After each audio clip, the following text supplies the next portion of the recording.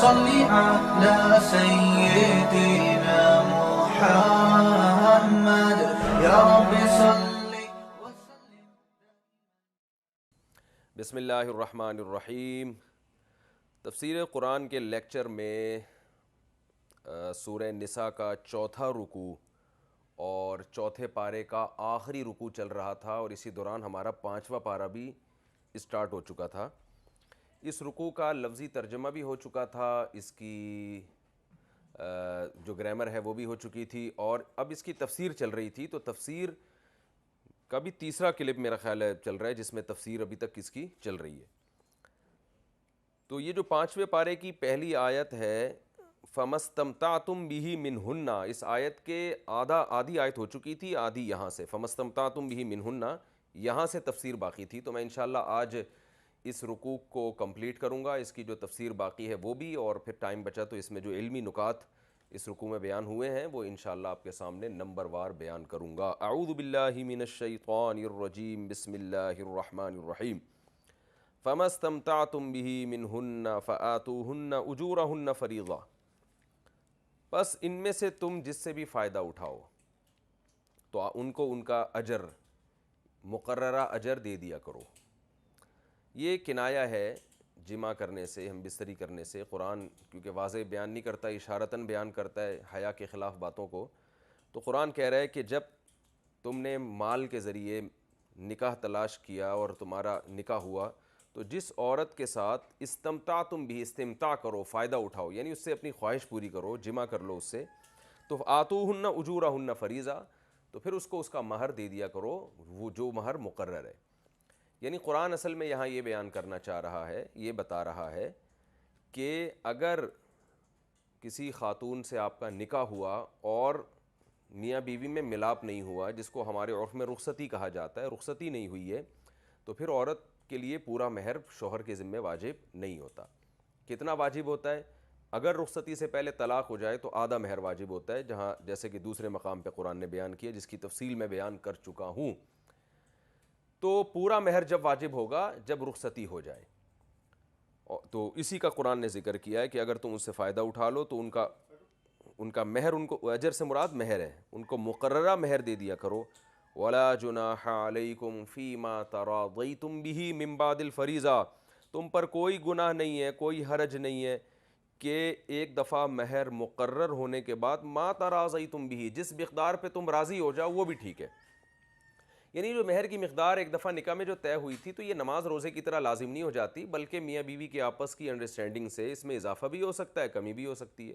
کمی کا مطلب عورت کہہ دی بھائی 2 لاکھ مہر تھا، چلے میں نے 1 لاکھ معاف کیا، اور میاں کہہ سکتا ہے 2 مہر تھا لیکن میں خوشی میں آ کے آپ مجھے اتنا اچھا لگا ماشاءاللہ، یا آپ کی جو یعنی پرسنالٹی سے اور آپ کے اخلاق سے میں اتنا متاثر ہوا ہوں کہ ایک کے 2 لاکھ مہر تھا تو میں 4 لاکھ دینے کے لیے تیار ہوں.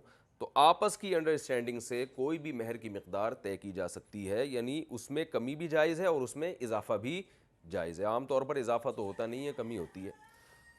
وَلَا جُنَاحَ عَلَيْكُمْ فِي مَا تَرَاضَيْتُمْ مِن بَعْدِ الْفَرِيضَةِ إِنَّ اللَّهَ كَانَ عَلِيمًا حَكِيمًا، بے شک اللہ تعالیٰ علم والا اور حکمت والا ہے. یعنی اللہ کو علم ہے کہ کون سے احکام انسانوں کے لیے زیادہ فائدہ مند ہیں، تو اسی علم اور حکمت بھی، حکیم بھی ہے، جو احکام بندوں کو دیتا ہے اس میں حکمت بھی ہوتی ہے. تو اس کی حکمت نے تقاضا کیا کہ مہر کو واجب قرار دیا جائے، مرد کے اوپر بغیر مہر کے نہ نکاح ہو، اور واجب ہونے کے بعد پھر عورت کو یہ اختیار دیا جائے کہ وہ چاہے تو پورا مہر معاف کر دے، چاہے تو اس میں کمی کر دے، اور مرد کو بھی اختیار دیا جائے کہ وہ اس میں اضافہ کرنا چاہے تو اضافہ کر سکے. تو یہ حکمت پر مبنی احکام تھے جو اللہ نے نازل کیے. آگے ارشاد ہے وَمَن لَّمْ يَسْتَطِعْ مِنكُمْ طَوْلًا أَن يَنكِحَ الْمُحْصَنَاتِ الْمُؤْمِنَاتِ، کیونکہ یہ ساری نکاح سے متعلق آیات چل رہی ہیں. اس سے پہلے والے ایپیسوڈ میں، پہلے والے تفسیر کے لیکچر میں آپ نے سنا قرآن نے بیان کیا کن عورتوں سے نکاح جائز ہے، کن سے نکاح حرام ہے. تو پوری ڈیٹیل بیان کر کے پھر نکاح کا طریقہ کیا ہوگا. محسنین غیر مصافحین، ان کو نکاح کی قید میں تم نے لے کر آنا ہے، دوستیاں نہیں لگانی ہے. یہ پوری ڈیٹیل بیان کی، مہر کی اہمیت کو بیان کیا. اب قرآن یہ کہہ رہا ہے کہ بعض دفعہ مرد میں استطاعت نہیں ہوتی کہ وہ کسی آزاد عورت سے نکاح کرے. ہمارے ہاں تو سب خواتین الحمدللہ آزاد ہی ہیں. عرب کے کلچر میں کچھ لونڈیاں ہوتی تھیں، غلام ہوتی تھیں، اور کچھ آزاد ہوتی تھیں. تو ہر آدمی آزاد عورت سے نکاح ہی میں رغبت رکھتا تھا. غلام اور لونڈیوں سے نکاح میں لوگ رغبت نہیں رکھتے تھے. اس کی وجہ یہ تھی کہ جب کوئی لڑکی یا عورت کسی کی باندی ہے, لونڈی ہے, تو اگر آپ اس لونڈی سے, اس باندی سے نکاح کرتے ہیں تو اس میں نقصان یہ تھا کہ ٹھیک ہے وہ لونڈی یا اس کی وہ باندی وہ آپ کے لیے حلال تو ہو جائے گی, آپ کے لیے اس سے سیکشول ریلیشن قائم کرنا جائز ہوگا, اس کی اولاد آپ کی اولاد کہلائے گی, اور اس لونڈی کا جو آقا ہے, مالک ہے, وہ اس سے پھر وہ ریلیشن نہیں رکھ سکتا تھا. لیکن نکاح کے نتیجے میں صرف آپ کے لیے ریلیشن حلال ہوتا اپنی بیوی سے. باقی جو بیوی پر اطاعت واجب ہے کہ شوہر کی خدمت یا شوہر کی اطاعت, وہ عورت پہ لازم نہیں ہوتی کیونکہ وہ لونڈی کسی اور کی ہے, باندی کسی اور کی ہے. تو خدمت اس پر لازم ہوتی تھی اپنے مولا کی, یعنی مولا کی پرمیشن کے بغیر وہ اپنے شوہر کے پاس بھی نہیں آ سکتی. ایک نقصان تو یہ تھا. یعنی نکاح میں جو فائدے ہیں وہ فائدے صرف اتنے حاصل ہو رہے ہیں کہ آپ کو ایک حلال طریقہ مل گیا اپنی جائز خواہش پوری کرنے کا, اور حرام سے آپ بچ جائیں گے. حالانکہ نکاح صرف اس مقصد کے لیے نہیں ہوتا. نکاح کا بنیادی مقصد ہے اولاد. تو یہاں اولاد میں کیا نقصان ہوتا تھا کہ آپ جب کسی کی باندی سے نکاح کریں گے, اس سے آپ کی اگر اولاد ہو گئی تو اولاد تو آپ کی ہوگی, لیکن وہ اولاد بھی غلام ہوتی تھی. یعنی وہ باندی کا جو آقا ہے وہ اس کو بھی غلام بناتا تھا اور وہ اس کی غلام ہوتی تھی. تو یہ بھی ایک اس میں بڑا نقصان تھا کہ آپ کا بیٹا کسی کا غلام بنے, یا اگر اس سے بچی پیدا ہو گئی تو وہ کسی کی لونڈی بنے. اس نکاح کو لوگ پسند نہیں کرتے تھے, اور قرآن نے بھی پسند نہیں کیا اس نکاح کو, جیسے کہ آگے آ رہا ہے. اس لیے قرآن یہ چاہتا ہے کہ آزاد عورتوں سے نکاح کیا جائے, کیونکہ اس سے نکاح میں فائدے حاصل ہوتے ہیں. صرف آپ کی ڈیزائرز پوری نہیں ہوتی بلکہ اس کے علاوہ آپ کو ایسی اولاد ملتی ہے جو کسی کی غلام نہیں ہوتی, اور بیوی سے جو مقاصد ہیں وہ پورے طور پر حاصل ہوتے ہیں. کیا مطلب؟ وہ آپ کے گھر میں رہے گی, آپ کے ساتھ رہے گی, اور جو نکاح میں بہت ساری مصلحتیں ہیں وہ ساری مصلحتیں جبھی حاصل ہو سکتی ہیں کہ آزاد عورت سے آپ نکاح کریں, کیونکہ وہ مکمل طور پر آپ کے ماتحت ہوگی. آپ کسی کی باندی سے نکاح کریں گے تو یہ عجیب سا نکاح ہوگا کہ آپ صرف اپنی خواہش پوری کر سکتے ہیں, اور اس کے علاوہ وہ رہے گی اپنے مولا کے ساتھ ہی. تو 10 قسم کے وسوسے انسان کے ذہن میں آ سکتے ہیں. پھر وہ مولا کی پرمیشن کے بغیر آپ کے پاس نہیں آ سکتی, آپ اس کے پاس نہیں جا سکتے جب تک اس کا مولا, اس کا جو آقا ہے, اس کو اجازت نہ دے. تو اس نکاح کو عرب میں معیوب سمجھا جاتا تھا اور ایک ٹینشن والا نکاح سمجھا جاتا تھا. تو قرآن اب اس نکاح کے احکام بیان کر رہا ہے کہ کسی کی باندی سے نکاح کرنا یہ کیسا عمل ہے, اس کو اب قرآن بیان کر رہا ہے. اللہ تعالیٰ کا ارشاد ہے وَمَن لَّمْ يَسْتَطِعْ مِنْكُمْ طَوْلًا. اچھا, ایک نقصان اس میں یہ بھی تھا کسی کی باندی سے نکاح کرنے میں کہ اس میں انسان کی ایک عزت بھی مجروح ہوتی تھی. ظاہر ہے جب انسان اچھے خاندان میں نکاح کرتا ہے تو اس کی عزت ہوتی ہے, اور وہ کسی کی باندی لونڈی سے نکاح کرے گا تو لوگ کہیں گے ابے لگتا ہے بھائی اس کو کوئی رشتہ دے نہیں رہا تھا تو کسی کی باندی سے نکاح کر لیا اس نے. تو عزت بھی انسان کی مجروح ہوتی ہے. ہر آدمی چاہتا ہے کسی یعنی اچھے خاندان میں نکاح کرے, ایک عزت دار عورت سے نکاح کرے. تو آزاد عورتوں کی زیادہ عزت ہوتی تھی بنسبت باندیوں کے. باندیاں تو وہ ہوتی ہیں جو جنگوں میں قید ہو کر غلام بنے, لونڈیاں بنے. تو یہ سارے نقصانات تھے. تو قرآن اب اس کا حکم بیان کرتا ہے وَمَن لَّمْ يَسْتَطِعْ مِنْكُمْ طَوْلًا.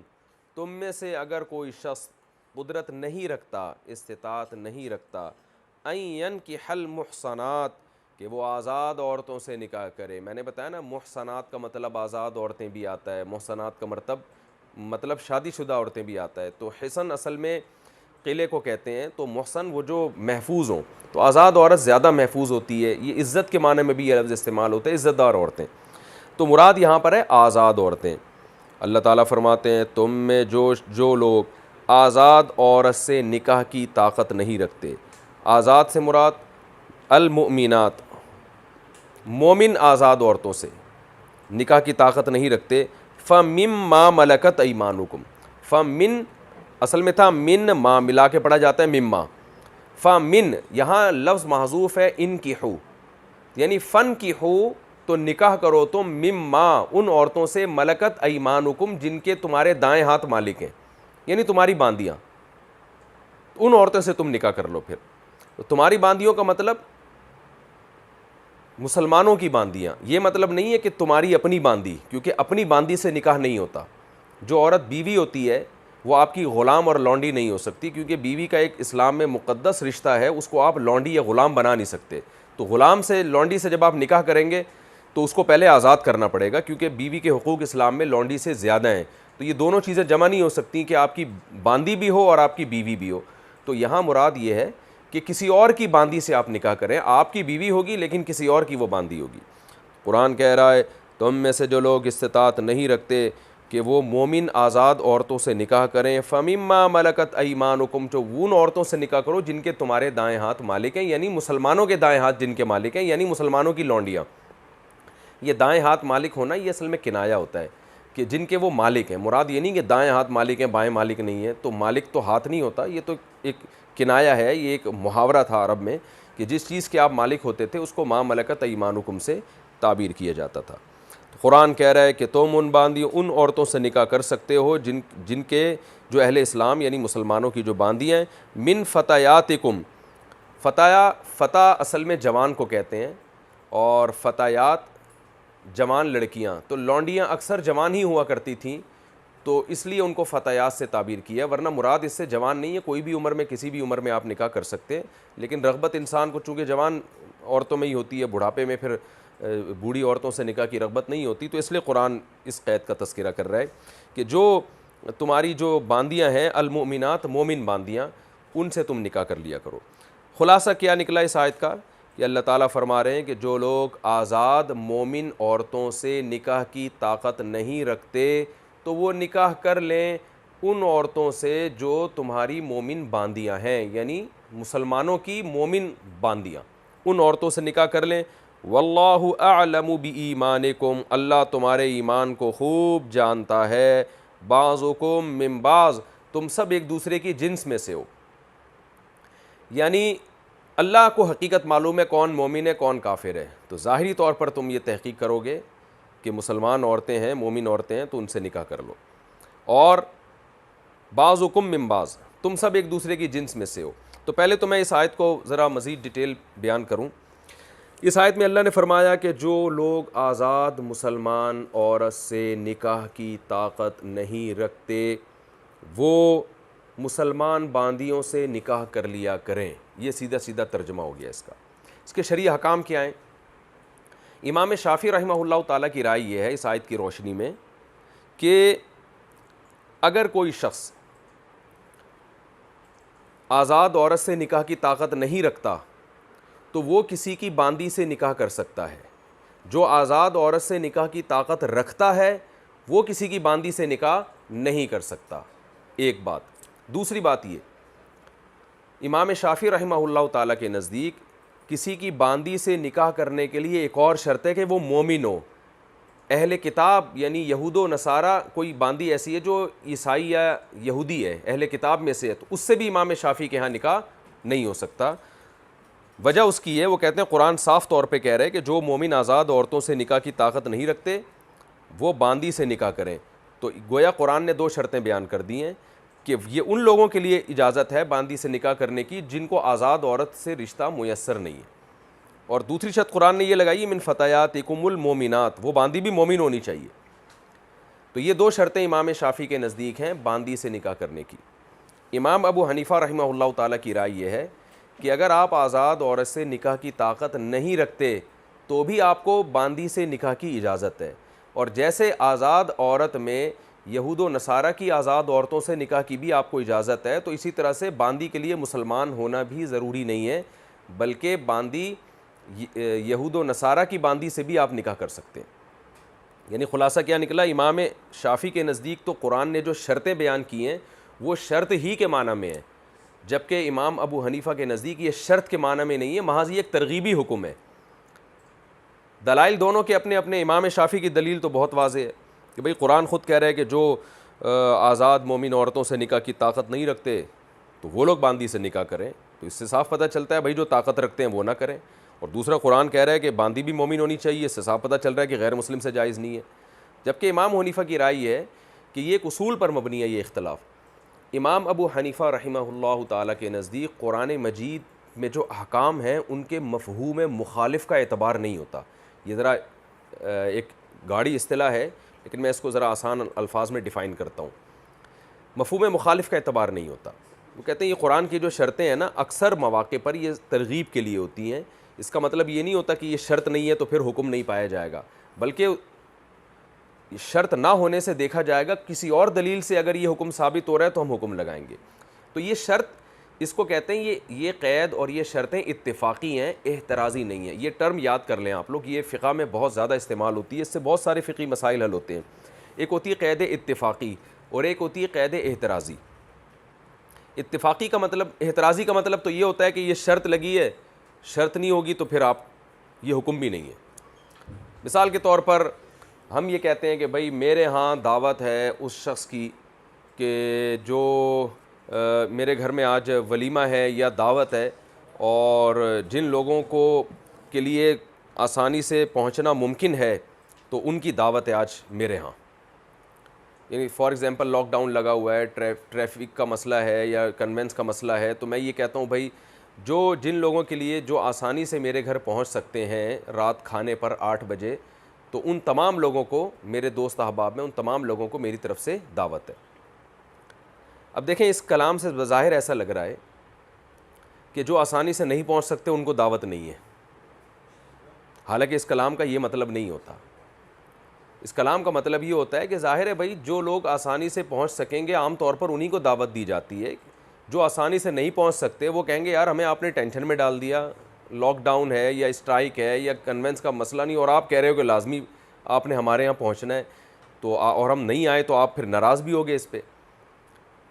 تو میزبان کیا کہے گا, بھائی میں نے یہ قید جو بیان کی ہے نا, یہ شرط جو بیان کی ہے, یہ شرط کے معنی میں نہیں ہے, یہ لوگوں کی سہولت کو سامنے رکھ کر, مد نظر رکھ کر میں نے یہ بیان کیا ہے کہ بھئی جو لوگ آسانی سے پہنچ سکتے ہیں وہ تو پہنچے نا, اور اگر کوئی مشکل سے پہنچ سکتا ہے تو وہ تو سبحان اللہ, وہ تو اس کو تو ڈبل اجازت ہے. یہ تو آپ کی آسانی کے لیے میں نے یہ شرط لگائی ہے. تو قرآن بہت ساری شرطیں ایسی بیان کرتا ہے جو محض آسانی کے لیے ہوتی ہیں. اس کی مثال ہے جیسے ابھی ہم نے پچھلے درس میں پڑھا تھا کہ قرآن کہہ رہا ہے وَرَبَائِبُكُمُ اللَّاتِي فِي حُجُورِكُم مِّن نِّسَائِكُمُ اللَّاتِي دَخَلْتُم بِهِنَّ. تم اگر کسی خاتون سے نکاح کرتے ہو تو تمہاری سوتیلی بیٹیاں جو تمہاری گود میں پلتی ہیں اور تمہارے زیر تربیت رہی ہیں, ان سوتیلی بیٹیوں سے نکاح تمہارے لیے جائز نہیں ہے. اس سے کیا لگ رہا ہے کہ اگر سوتیلی بیٹی گود میں نہ پلتی ہو اور آپ کے پرورش میں بڑی نہ ہوئی ہو تو پھر کیا جائز ہے نکاح؟ پوری امت کا اجماع ہے پھر بھی جائز نہیں ہے. کیوں؟ حالانکہ قرآن تو کہہ رہا ہے تمہاری وہ سوتیلی بیٹیاں جو تمہاری گود میں پلی ہوں, تمہارے زیر تربیت ہوں. یہ قید جو قرآن بیان کر رہا ہے یہ اس لیے بیان نہیں کر رہا کہ گود میں نہ پلی ہوں تو نکاح حرام ہے. یہ اس لیے بیان کر رہا ہے کہ عام طور پہ ایسا ہوتا ہے کہ جس خاتون سے انسان نکاح کرتا ہے, صحابہ کے دور میں ایسا ہی ہوتا تھا کہ ان کی بیٹیوں کو بھی پھر یہ سوتیلا باپ پالتا تھا, کیونکہ بیوہ سے نکاح کرتے تھے اور پھر ان کی یتیم بچیوں کو پالا کرتے تھے. تو قرآن ایک ترغیب دے رہا ہے کہ یتیم بچی سے تم کیسے نکاح کر سکتے ہو, سوتیلی بیٹی سے, یہ تو تمہاری گود میں پلتی ہے, تمہاری بیٹیوں کی طرح ہی ہے. تو یہ مطلب نہیں ہے کہ اگر وہ کسی اور کی گود میں پلی ہے تو نکاح حلال ہے. تو یہ محض ایک ترغیب کے لیے, ایک حکم کو بیان کرنے کے لیے کہ اس سے نکاح کا تصور تو بہت برا ہی ہے, تو تمہاری گودوں میں پل کے جوان ہوئی ہے, تمہاری بیٹیوں کی طرح تمہارے ساتھ رہی ہے. ورنہ پوری امت کا اس پر اجماع ہے کہ اگر آپ کسی خاتون سے نکاح کریں اور اس سے آپ کا ریلیشن بھی ہو جائے, میاں بیوی کا جو ریلیشن ہوتا ہے, تو اس کی بیٹی آپ کی گود میں نہ بھی پلی ہو بلکہ پہلے سے پلی پلائی ہو, وہ بڑی ہو چکی ہو, تو بھی آپ کے لیے اس سے نکاح بالکل حرام ہے. تو قرآن کی بہت ساری قیدیں, شرطیں ایسی ہوتی ہیں جو محض ایک ترغیب دینے کے لیے ہوتی ہیں. ایک اور میں اس کی مثال دیتا ہوں آپ کو. قرآن مجید میں اللہ تعالیٰ کا ارشاد ہے وَلَا تُكْرِهُوا فَتَيَاتِكُمْ عَلَى الْبِغَاءِ إِنْ أَرَدْنَا تَحَصُّنًا. سورہ نور کی آیتیں ہیں کہ تم اپنی باندیوں کو زنا پر مجبور مت کیا کرو اگر وہ بچنا چاہتی ہیں. عبداللہ بن ابی منافق تھا کم بخت, وہ اپنی باندیوں سے زبردستی زنا کروا کے لوگوں سے پیسے لیا کرتا تھا. تو وہ باندیاں مسلمان تھی, بہت ٹینشن میں تھیں کہ ہمیں گناہ تو نہیں ہو رہا. تو قرآن نے آیتیں نازل کی, منع کیا کہ اپنی باندیوں کو اگر وہ بچنا چاہتی ہیں گناہ سے تو مجبور مت کرو. اور اللہ نے یہ بھی فرما دیا کہ جو ان پہ زور زبردستی کر کے ان سے زبردستی گناہ جرم کروا رہا ہے وہ تو مجرم ہوگا, ان باندیوں کو گناہ نہیں ہوگا کیونکہ یہ مجبور ہو چکی ہیں. اب آپ دیکھیں یہاں اگر کوئی اس آیت میں یہ مفہوم بیان کرے کہ قرآن کہہ رہا ہے کہ باندیوں سے زبردستی زنا مت کراؤ اگر وہ بچنا چاہتی ہیں, اس کا مطلب اگر وہ نہیں بچنا چاہتی تو کیا آپ زنا کروا سکتے ہیں؟ ظاہر ہے پھر بھی نہیں کروا سکتے. بلکہ باندی اگر چاہتی ہو کہ مجھے زنا میں زنا کرنا چاہتی ہوں، پھر بھی اس کے آقا کو اجازت نہیں ہے کہ وہ اس کو زنا کرنے دے، بلکہ اس پہ واجب ہے کہ اس کو اس جرم سے روکے۔ تو یہ بھی قید جو قرآن نے بیان کی ہے کہ اگر وہ جرم سے بچنا چاہتی ہیں تو ان کو زنا پر مجبور مت کرو، یہ جو شرط قرآن نے بیان کی ہے اگر کے لفظ کے ساتھ، تو یہ شرط بھی شرط کے معنی میں نہیں ہے، بلکہ محض ایک ترغیبی حکم ہے کہ مسلمان باندی عام طور پہ یہ چاہتی ہے کہ وہ زنا سے بچے، تو جو عورت چاہ رہی ہے اس کو مجبور کرنا زیادہ بڑا جرم ہے۔ تو امام حنیفہ رحمہ اللہ تعالیٰ کی رائے یہ ہے اس آیت کے بارے میں کہ اگر کوئی آدمی آزاد عورت سے نکاح کی طاقت رکھتا ہے پھر بھی اس کے لیے جائز ہے کہ وہ کسی کی باندی سے نکاح کرے، اور باندی کے لیے مسلمان ہونا بھی ضروری نہیں ہے، جیسے یہود و نصارہ کی عورتوں سے نکاح جائز ہے آزاد عورت سے، تو باندی سے بھی نکاح جائز ہے اگر وہ یہودی یا عیسائی ہو۔ اور اس کی دلیل قرآن مجید کی اس سے پہلے والی آیت ہے وَأُحِلَّ لَكُم مَّا وَرَاءَ ذَلِكُم، خود قرآن ہی میں اللہ کا ارشاد ہے کہ جو محرم رشتے قرآن نے بیان کیے ہیں، جو حرمت علیکم امہاتکم وبناتکم واخواتکم وعماتکم، یہ جو پچھلے درس میں نے پوری ڈیٹیل بیان کی، اللہ نے بتایا یہ رشتے تم پر حرام ہیں، اور اس کے بعد قرآن نے کیا احل لکم ما وراء ذالکم، اس کے علاوہ سب عورتیں تمہارے لیے حلال ہیں، تو ان میں باندیاں بھی آ گئی ہیں۔ اور قرآن نے یہود و نصارہ کی عورتوں سے جو نکاح کی اجازت دی ہے اس میں اللہ نے یہ فرق نہیں کیا کہ وہ آزاد ہو یا باندی ہو، اس میں قرآن نے اجازت دی ہے کہ اہل کتاب کی عورتیں تمہارے لیے حلال ہیں، تو چاہے وہ باندی ہو چاہے وہ آزاد ہو، قرآن نے اجازت دی ہے۔ تو ان دلائل کی روشنی میں امام حنیفہ رحمہ اللہ تعالیٰ کی رائے یہ ہے کہ اس آیت میں جو شرطیں بیان کی جا رہی ہیں یہ محض ترغیب کے لیے ہیں، ایک رہنمائی کرنے کے لیے ہیں کہ بھئی جو آزاد عورت سے نکاح نہیں کر سکتا تو کوئی بات نہیں، بغیر نکاح کے زندگی گزارنے سے بہتر ہے کہ وہ کسی کی باندی سے نکاح کر لے۔ یہ مطلب نہیں ہے کہ باندی سے نکاح کرنا اسی صورت میں جائز ہوگا کہ جب تک آزاد عورت سے آپ نکاح نہیں کر سکتے، یہ مطلب اس آیت کا نہیں ہے، یہ تو ایک رہنمائی کی جا رہی ہے۔ اس کی مثال بالکل ایسے ہے جیسے ہم نے یہ جو آیت پڑھی تھی سورہ نساء کی ابتدائی آیات، جس میں اللہ تعالیٰ کا ارشاد ہے کہ وَإِنْ خِفْتُمْ أَلَّا تُقْسِطُوا فِي الْيَتَامَى فَانكِحُوا مَا طَابَ لَكُم مِّنَ النِّسَاءِ، کہ اگر تمہیں یہ خوف ہے کہ تم یتیم بچیوں کے ساتھ ناانصافی کرو گے، یتیم بچیوں کے نکاح میں ان کو پورا مہر نہیں دو گے، تو ان کے علاوہ عورتوں سے نکاح کرو، 2 3 3 سے 4 4 سے۔ اب آپ بتائیں اس آیت کا اگر کوئی یہ مفہوم بیان کرے کہ یہ آیت تو ان لوگوں کے بارے میں ہے جو یتیم بچیوں کے ساتھ ظلم کر رہے ہوں، ان کو 4 شادیوں کی اجازت ہے، عام آدمی کو اجازت نہیں ہے، تو یہ ظاہر ہے اجماع امت کے خلاف تفسیر ہوگی۔ یوں کہا جائے گا قرآن اصل میں یوں کہہ رہا ہے کہ تم اگر یتیم بچیوں کے ساتھ انصاف نہیں کر سکتے تو تمہیں کیا ضرورت ہے کہ ادھر ہی شادی کرو، تو اللہ نے تمہارے لیے 2 3 3 4 4 عورتیں حلال کی ہیں۔ تو جس مذہب میں اتنی عورتوں سے نکاح کی اجازت ہو، اس مذہب میں کسی یتیم پر ظلم کر کے اس کو نکاح کی کیا ضرورت ہے؟ ایک آدمی کے پاس نکاح کا آپشن ہی نہیں ہے، وہ کہے میں تو مجبور تھا، میں تو یہی نکاح کر سکتا تھا، اس کے علاوہ کوئی آپشن نہیں تھا، تو وہ ظلم کر کے نکاح کرے اور اس کو پورا مہر نہ دے، تو وہاں تو کوئی لاجک بنتی ہے۔ تمہیں تو اللہ نے 4 کی اجازت دی ہوئی ہے۔ تو جیسے وہاں جو قرآن نے شرط بیان کی ہے کہ جو یتیم بچیوں سے نکاح نہیں کر سکتے وہ 4 شادیاں کریں، تو وہ شرط کے معنی میں نہیں ہے، محض اس معنی میں ہے کہ ان کو ایک رہنمائی کی جا رہی ہے۔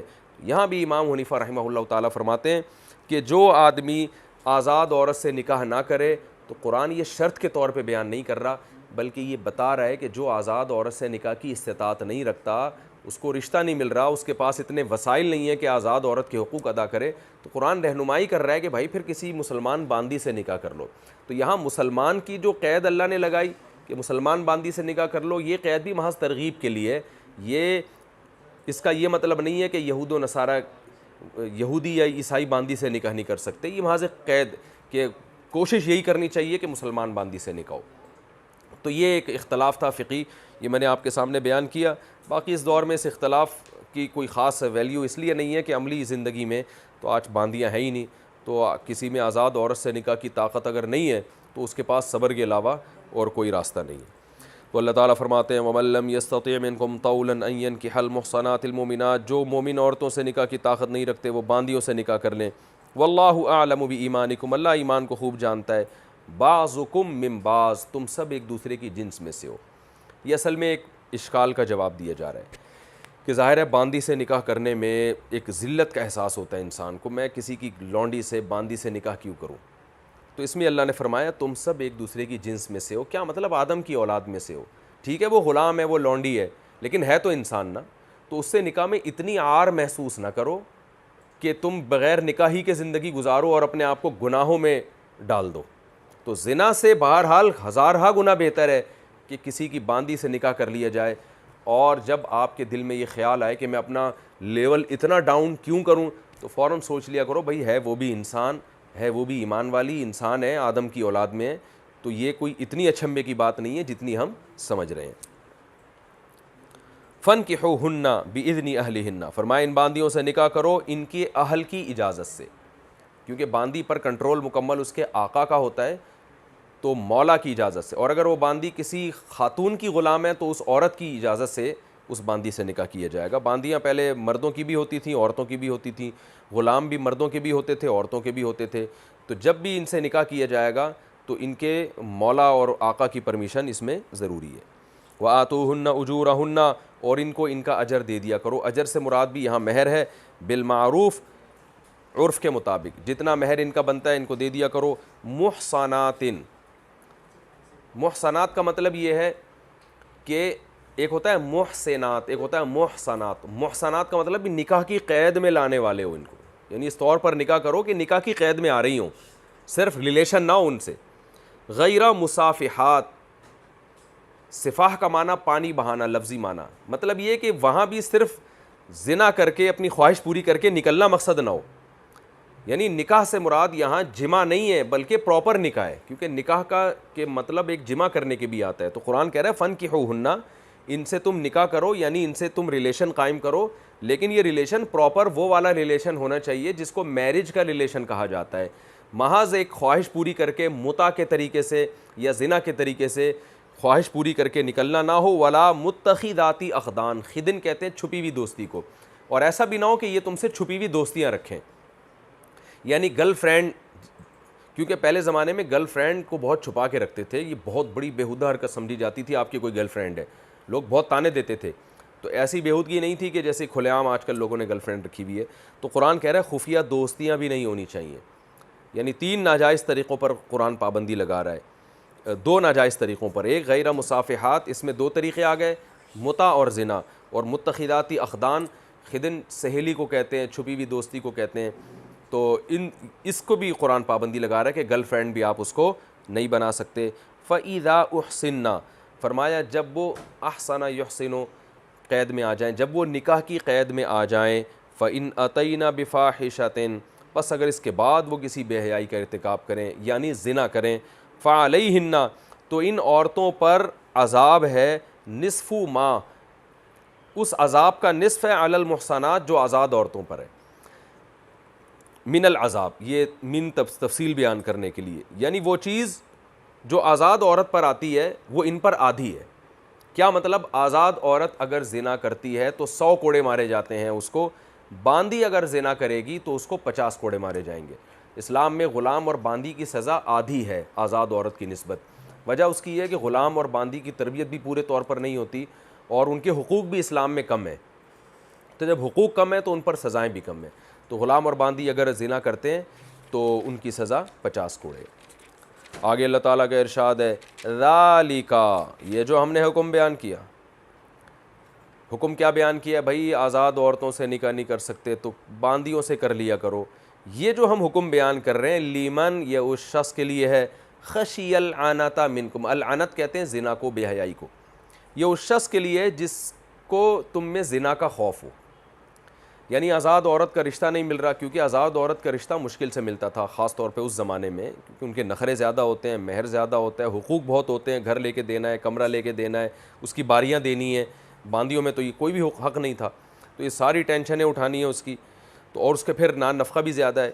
تو قرآن کہہ رہا ہے یہ باندی سے نکاح کا جو ہم ترغیب دے رہے ہیں یہ اس شخص کے لیے ہے, لیمن خشی العنت منکم, جو تم میں زنا کا خوف رکھتا ہے, وَأَن تَصْبِرُوا, اور یہ بات کہ تم صبر کرو, خیر لکم, یہ تمہارے لیے بہتر ہے.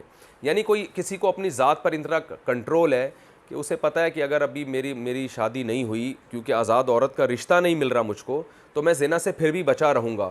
تو ایسے شخص کے لیے باندی سے نکاح نہ کرنا, یہ نکاح کرنے سے بہرحال بہتر ہے.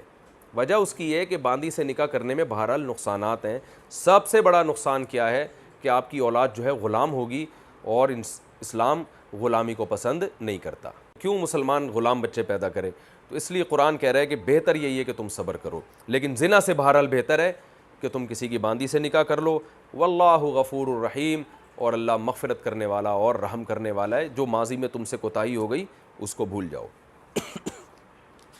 یہ رکوع بہت اہم ہے، اس میں ہمارے خاندانی اور عائلی قوانین سے متعلق بہت اہم معلومات ہیں۔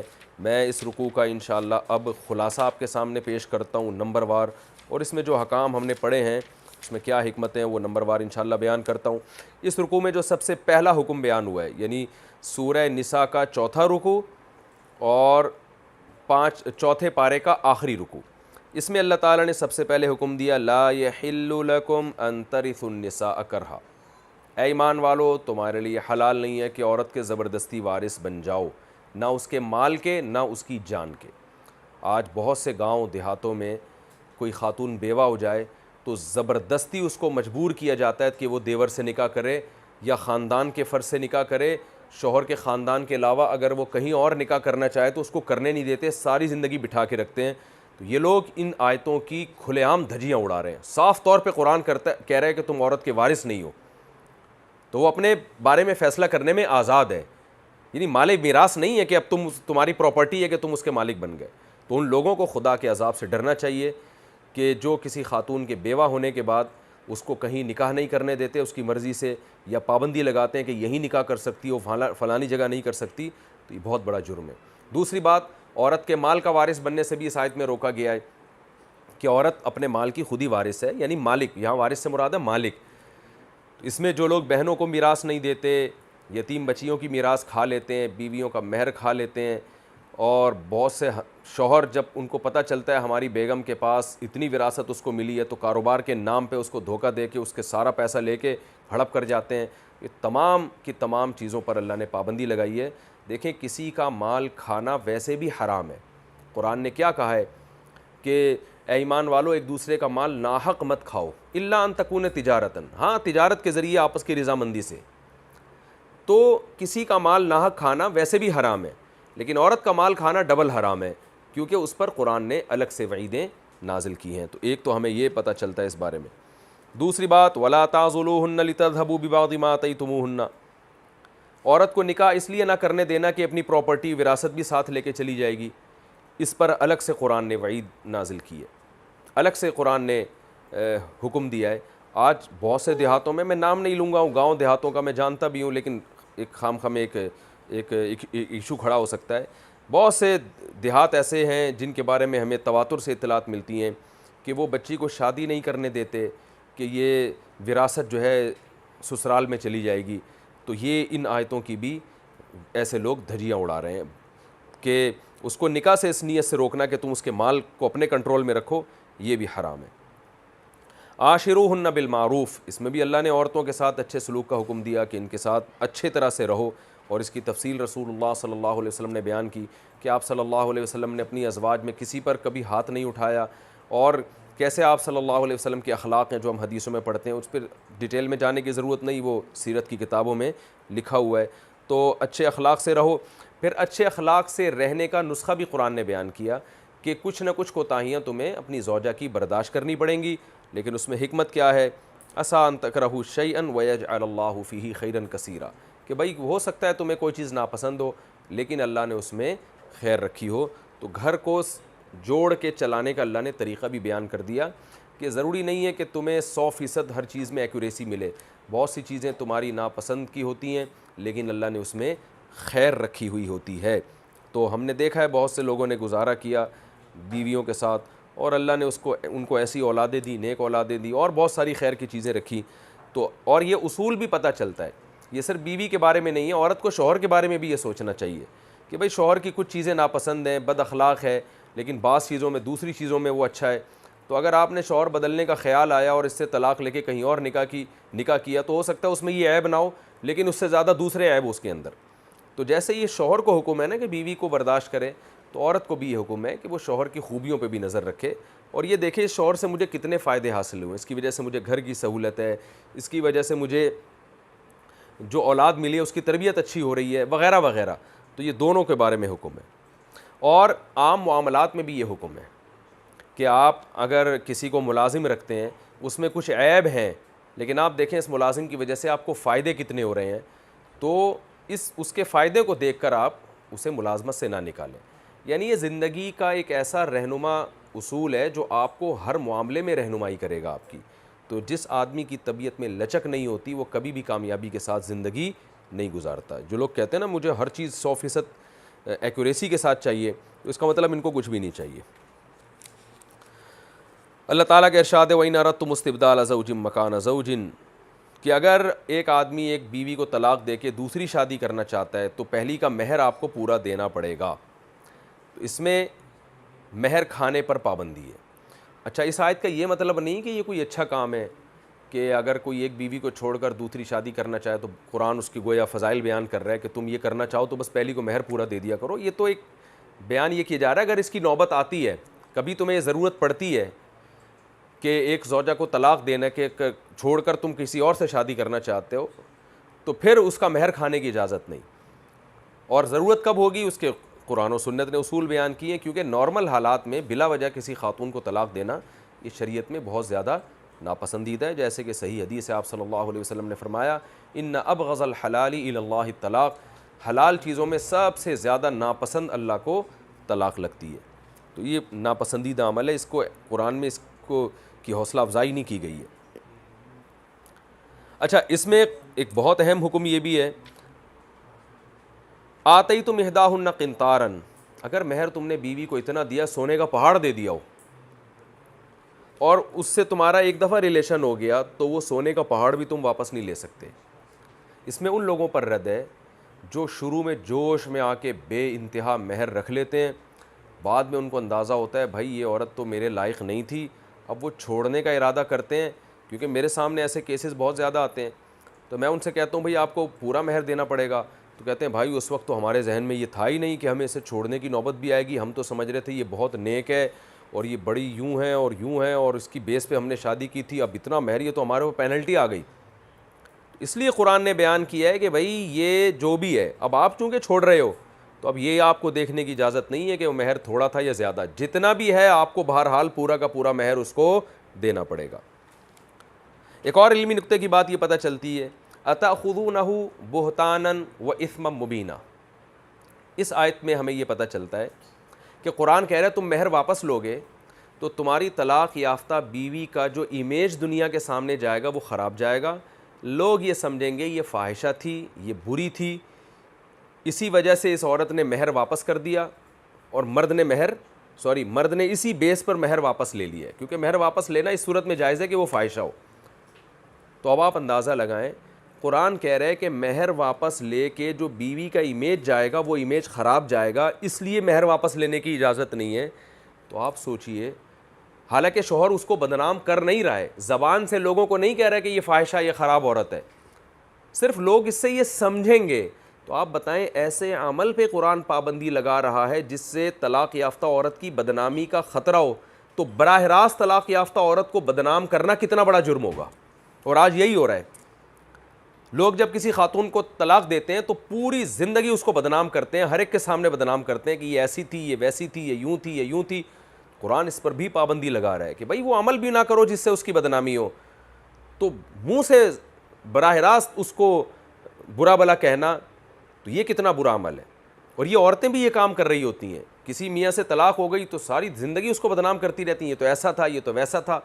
تو بھائی امساکم بمعروف او تسریحم بإحسان، قرآن نے کتنے پیارے انداز میں بیان کر دیا، آپس میں محبت سے زندگی گزارو، اور اگر یہ ممکن نہیں ہے تو تمیز سے علیحدگی اختیار کر لو.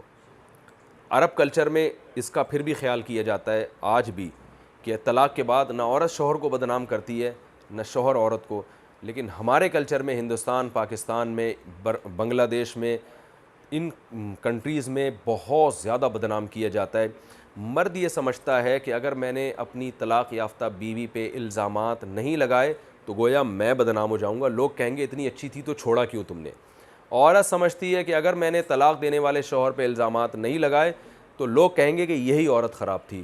تو اس سے پتہ چلتا ہے اس میں لوگوں کا اور معاشرے کا بھی بڑا کردار ہے کہ طلاق کے بعد لوگ چھوڑتے نہیں ہیں، پوچھتے ہیں کیوں. تو لوگوں کی بھی ذمہ داری ہے کہ اگر کہیں مرد و عورت میں ڈیورس ہو جائے علیحدگی ہو جائے تو پوچھیں مت، بلکہ وہ یہ کہیں کہ بھائی ان کا ذاتی معاملہ ہے، ہمیں اس میں دخل اندازی کی اجازت نہیں ہے۔ میرے پاس چونکہ بہت سارے تو نہیں کہہ سکتے، بعض فنکار، اداکار اور جو مشہور سیلیبریٹیز ہیں ان کی بھی کالز آتی ہیں، ان کی بھی فیملیوں میں آپ کو پتہ ہے رشتے ٹوٹ جاتے ہیں، تو ان کو بھی یہ شکایت ہوتی ہے کہ مشہور لوگ ہوتے ہیں جب ڈیورس ہو جاتی ہے تو پھر ایک دوسرے پر اتنے الزامات، بیوی شوہر پہ الزامات لگا رہی ہوتی ہے، ٹیلی ویژن کی اسکرین پر اس کو ذلیل کر رہی ہوتی ہے، لوگ کہہ رہے ہوتے ہیں دیکھو کیسا گندا آدمی ہے، ادھر تو ایسا تھا اور دیکھو اس کی بیوی نے کیا کیا فحش الزام لگائے ہیں، اندر سے تو یہ ایسا ہے۔ تو میں ان سے کہتا ہوں آپ کو کیا دلیل ہے کہ یہ الزامات صحیح ہیں غلط ہیں؟ اسی طرح مرد بیوی پہ الزام لگا رہا ہوتا ہے یہ تو یوں تھی، یہ تو یوں تھی، تو یہ جو الزام لگا رہا ہے نا ڈیورس کے بعد، یہ آدمی غلط ہے، اس لیے کہ جب تم نے چھوڑ دیا تو اب کیوں اس کے پیچھے پڑ گئے ہو؟ کوئی عورت طلاق کے بعد اپنے شوہر کو کیمرے کی اسکرین پہ آ کے یا ویسے ہی برا بلا کہہ رہی ہے تو یہ عورت غلط ہے، اس لیے کہ بھائی جب تمہاری علیحدگی ہو گئی ہے تو اس کے اندر کے راز تمہیں فاش کرنے کی کیا ضرورت ہے؟ اگر وہ واقعی ہے بھی اس کے اندر برائی، تمہارا اب رہا نہیں ہے، وہ تو ایک اجنبی آدمی ہے تمہارے لیے، تو چھوڑ دو اس کو۔ لیکن وہی بات ہے، یہ دونوں چھوڑ دیں ایک دوسرے کو، لیکن لوگ نہیں چھوڑتے۔ تو اس کلچر کو بھی معاشرے میں فروغ دینا چاہیے کہ یہ ان کا پرسنل معاملہ ہے کہ بھئی اگر علیحدگی ہو گئی ہے تو ان کو چھوڑ دو ان کے حال پہ۔ تو ایسی ہونا یہ چاہیے کہ آج کے بعد یہ فیصلہ کریں کہ اگر میاں بیوی میں علیحدگی ہوتی ہے تو مرد اگر عورت پہ الزام لگا رہا ہے تو مرد کو برا کہا جائے کہ جب تمہارا اس سے ریلیشن ختم ہو گیا تو تم اس کو کیوں ذلیل کر رہے ہو، اور عورت اگر شوہر پہ الزام لگاتی ہے تو عورت کو برا بلا کہا جائے کہ قطع نظر اس سے کہ یہ الزام صحیح ہیں غلط ہیں، جب آپ کی علیحدگی ہوگی تو آپ اس کو برا بلا کیوں کہہ رہی ہو۔ ایک بزرگ تھے نا، وہ بہت اپنی بیوی سے نالاں تھے، تو بالآخر انہوں نے زوجہ کو، لوگ ان سے آگے پوچھتے کہ آپ کی بیوی میں کیا خرابی ہے، تو کہتے کوئی خرابی نہیں، حالانکہ جھگڑے بہت ہو رہے تھے ان کے۔ بالآخر انہوں نے بیوی کو طلاق دے دی، تو لوگوں نے کہا اب تو بتا دیں آپ نے اس کو طلاق دے دی ہے، کیوں دی طلاق، کیا خرابی ہے؟ انہوں نے کہا دیکھو پہلے میں اس کی برائی اس لیے نہیں کرتا تھا کہ میری بیوی ہے، میں اس کی برائی لوگوں کے سامنے بیان کروں گا تو میری عزت ہی جائے گی، لوگ کہیں گے انگلیاں اٹھائیں گے اس کی بیوی ایسی، اور اب جب میں نے اس کو چھوڑ دیا ہے تو میں اس کی برائی کیوں بیان کروں، وہ میرے لیے اجنبی عورت ہے۔ تو یہ سوچ ہونی چاہیے اس معاملے میں۔ تو قرآن یہی کہہ رہا ہے کہ بھئی ایسا کام مت کرو جس سے اس کا امیج دنیا کے سامنے خراب ہو۔ باقی جو علمی نکات انشاءاللہ میں اگلے لیکچر میں بیان کروں گا۔ اللہ تعالی عمل کی توفیق عطا فرمائے۔